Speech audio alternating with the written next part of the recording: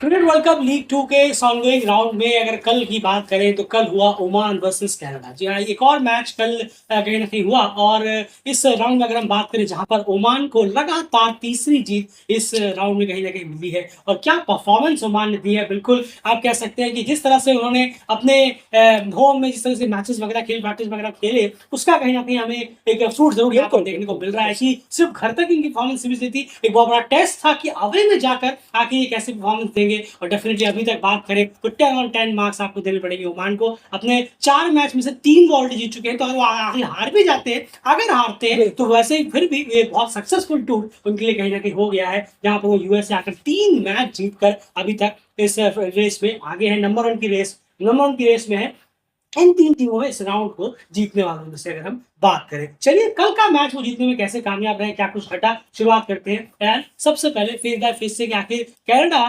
को लगातार तीसरी हार यहाँ मिल गई है। चल क्या रहा है आखिर कनाडा के लिए इस मैच में खास करके क्या है? ज़रूर देखें 1 से 10 ओवर की बात करें पावर प्ले की 1 से 10 ओवर की तो यहाँ पर ओमान ने 20 रन बनाए। कनाडा ने माफ़ कीजिएगा, कनाडा ने 20 रन बनाए बिना किसी विकेट के, बिना किसी नुकसान के। जी हाँ, और वहीं पर ओमान ने इस 1 से 10 के फ़ेज़ में 42 रन किए 2 विकेट के नुकसान पर। और ये पहला फ़ेज़ जो रहा ये ओमान के नाम रहा, क्योंकि वो चेज़ में बहुत तेज़ी से आगे बढ़ रहे थे और कोई ख़ासा बहुत तेज़ी से, और एज़ कंपेयर अगर हम करेंगे कनाडा के मुकाबले, कनाडा ने रन्स हेवी कम बना दिए, बहुत ही ज़्यादा कम बना दिए। और फिर हम बात करें मिड फेज़ पे आए, मिडिल ओवर्स में 11 से 40 ओवर के बीच, तो यहाँ कनाडा ने 145 रन किए 3 विकेट के नुकसान पर। और इस मिड फेज़ में ही ओमान के लिए मैच रुक गया। जी हाँ, और जितना भी उनके लिए हुआ इस मिड फेज़ में, वहाँ उन्होंने 66 रन किए 1 विकेट के नुकसान पर। और ये फेज़ तो ख़ैर आप देखें तो जी हाँ, ये फेज एक तरह से बारिश की वजह से थोड़ा गया, तो इस वक्त पर नहीं कुछ भी रिजल्ट आया नहीं कि क्या हुआ क्या नहीं। डेथ फेस में कनाडा के लिए 41 से 50 ओवर में 47 रन सिर्फ कनाडा ने बनाए और 7 विकेट उनके गिरे और पूरी टीम उस दौरान ऑल आउट हुई।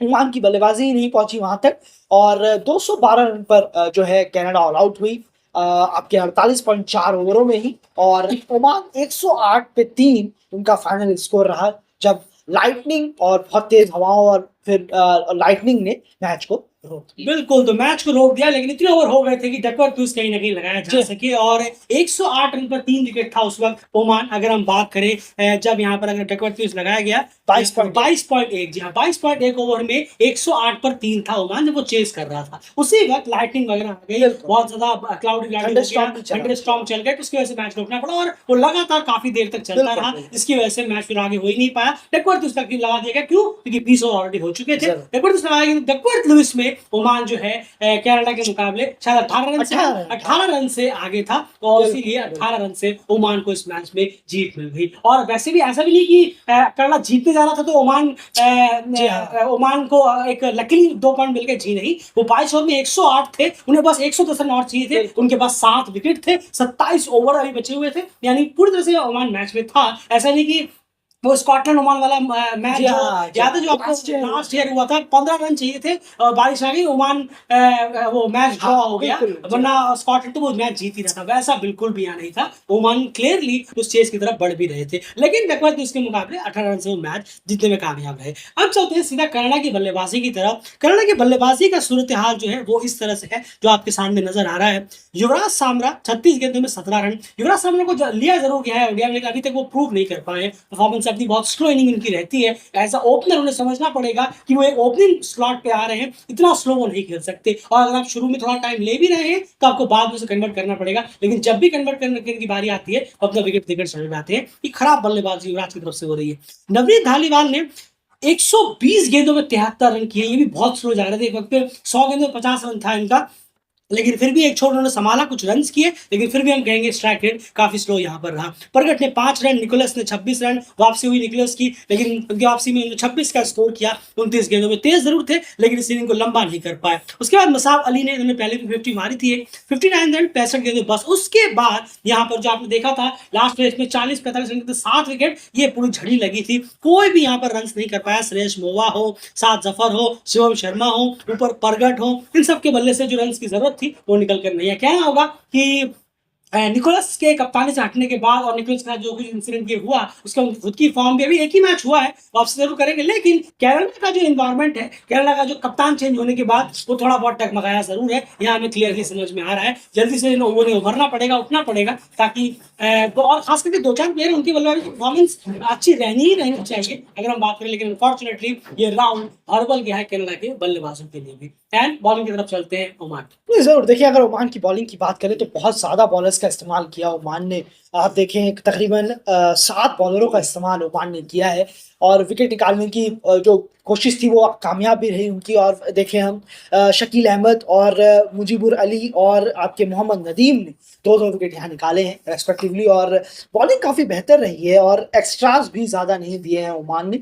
और स्टिक बेसिक जो है बॉलिंग का वो बहुत अच्छा है और ज़्यादा अपनी बॉलिंग से कुछ चेंज वगैरह करने की कोशिश नहीं कर रहे हैं बॉलर्स। बहुत अच्छा अपनी लाइन, अपनी लेंथ जो वो पढ़ रहे हैं, समझ रहे हैं और बहुत तेज़ी से इस पर एग्जीक्यूट कर रहे हैं। ये बहुत कमाल का है। बॉलर्स हमेशा जो देखने में लगा कि काफ़ी फोकस हैं कि किस लाइन पर हमें किस लेंथ पर डालनी है, बल्लेबाज को परेशान करना है, स्टंप्स को हमें अटैक करना है, और लेग साइड से खासा बच रहे हैं बॉलर, ये देखकर अच्छा लगा। स्पिनर्स जो हैं ओमान के वो लीड फ्रॉम द फ्रंट कर रहे हैं पेसरों के मुकाबले, ये है।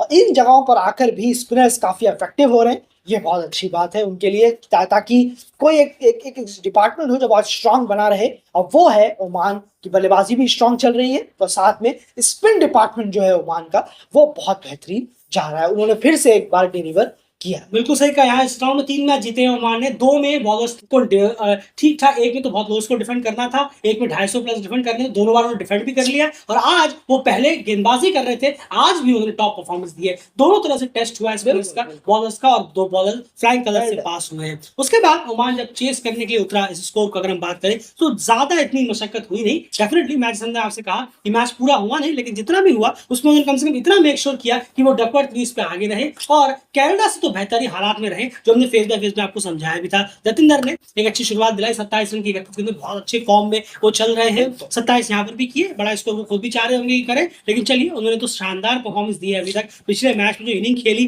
वो तो one of the best captaincy inning है इस क्रिकेट वर्ल्ड कप लीग 2 में, वन ऑफ द बेस्ट की अगर हम बात करें। बहुत प्रेशर में वो इनिंग आई थी, जो शतक लगाई थी, हर कोई नहीं मार सकता वो। आमिर कलीम की बात करें, क्लीन बोल्ड हो गए 10 रन 19 गेंदों में। मुजीबुर अली 23 रन 41 गेंदों में, ये नॉट आउट खड़े थे क्रीज पर। हम्माद मिर्जा 31 रन 33 गेंदों में। बिल्कुल सही कहा आपने जी आयान, क्योंकि रिकॉर्ड भी इस लगने वाला था उस फेस में। आप देखिए 31 रन 33 गेंदों में, तो उन्होंने थोड़े तेजी से रन किए in compare to other batsman, ये काम आया टीम। बिल्कुल बहुत काम आया है, और ये तारीफ करनी होगी इनकी भी, और बहुत अच्छा खेले। कुछ रिस्की एक रिस्की शॉट भी उन्होंने लगाया था, तो लेकिन खैर ये काम बहुत ज्यादा आया ओमान के, और ये इनिंग बहुत क्रूशियल रही है ओमान को 2 पॉइंट दिलाने में। आगे करने हाँ जी, बहुत छोटी लग रही होगी, लेकिन बहुत क्रूशियल है ये चीजें, जो जिस तरीके से जिस इंटेंट के साथ वो आए थे, तेजी से उन्होंने बाउंड्रीज ढूंढी, बाउंड्रीज लगाई, कुछ जोखिम उठाया, वेल डन, बहुत अच्छा किया, और एग्जैक्टली टीम को आगे ला खड़ा कर दिया एज कम्पेयर टू कैनेडा। बिल्कुल, ज्यादा कुछ बात कर नहीं पाएंगे क्योंकि डकवर्थ उसकी वजह से इतना ही इनोवेटिव बैटिंग इनकी हुई, इस पे बात कर सकते हैं। एंड बॉलिंग की बात करें, अगर पूरे ओवर नहीं हुए, डेफिनेटली बॉलर्स के पास और भी मौके मिल सकते थे, क्या पता वो मैच को टर्न अराउंड करते, लेकिन 23 ओवर में जितना बॉलिंग हुई उसको एनालाइज कैसे करें?